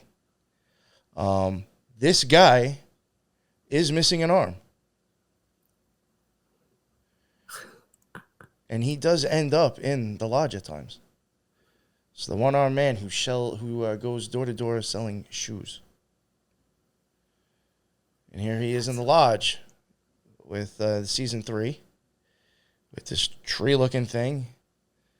Maybe that's a fucking pearl or some shit. Who knows, but something I'm sure with the eye probably. And you got a dude missing an arm. Just very fucking weird. He's humorous, you know, and he might possibly be in an eyeball. Very fucking humorous. Very humorous indeed. Yeah. And then I even thought this, and I think we might have showed it before, and I was going to say I was going to use it for this part. Even this, I do think, again, is showing that. That stuff, the UN, the United Nations. This is just another one. I do think this is possibly showing you the same thing. The 4 cardinal directions. Well, you know, those could be the 2 canals. The feminine, you know, form. The wreaths again, who knows? But that is, even this, the Prince of Discs. Yeah. Yep. And that's all I had for my stuff. I have a couple things here. Awesome. Where are we? Yes. So you guys can see that? Yes. So this is just showing the placenta, and then with the umbilical cord, which contains Wharton's jelly, right? So I just thought it was interesting. It kind of looked like, to me, an eyeball with like the optic nerve coming out as well. So that's like obviously a main channel of nutrients for the developing baby, and then for us, obviously, like relaying information. Lisa, does the vitreous humor contain nutrients, or it's just like just jelly? It does. No, it does. So that's it does interesting. contain nutrients. Yeah, that it's like constantly like feeding our eye. Correct. Right? Yes. I just thought this was an interesting. Obviously, it's a drawn depiction, so it's not like to scale or anything, but just showing the degeneration process of the vitreous. And like when you get older, it separates from the retina here. Like you were saying, it gets more liquid. You develop floaters, so your vision is impaired. And then it detaches, and then it's like letting in flashes of light. And I'm like, it almost looks like the death of a star. Yes. You know, when it's like it implodes and then it just like, just like all the light expands out. But I'm like, is the retina and like the vitreous protecting us from like too much light, you know? And then as we're, you know, approaching like death and the aging process, we just like are approaching source more closely and then just returning to light, you know, like a star does. Yeah. Right? Yeah. I don't remember why I put that in there. I'll stop sharing now. I know, it's a good one. Yeah. But yeah. That was Stewie. Oh, man. You know, it's even weird, too, is like even, I mean, when they make that thing in the LVX formula, I've even wondered, is that like symbolizing how I made a joke about Stewie's head, but like the arms holding the world, too, the Atlas, I think. I'm wondering if that's like showing the same thing. No, for real. All right. Well, I think that ends that one. Yeah, the next one, I'm sure we'll probably finish up the eye and maybe start going into the brain. Like I mentioned before, that one we'll get into some pretty wild stuff, too, with Christmas and the King of Cups and more tarot and stuff with cones and rods in your eyes and color. She got pretty interesting with all that. The Garden of Eden, I'm sure, will somehow be added in there. All that stuff. So, yeah, keep an eye out for that one, too. Oh, that was so dumb. But thank you both so much for spending all this time. This one I thought was actually maybe going to be shorter, and it's probably just as long. But thank you both for spending as much time as you have recording this and researching this. I know it's taken up a lot of time. It has for me. So I appreciate you both coming on. Yeah, Teresa, if you want to, real quick, just let everybody know about your show, too.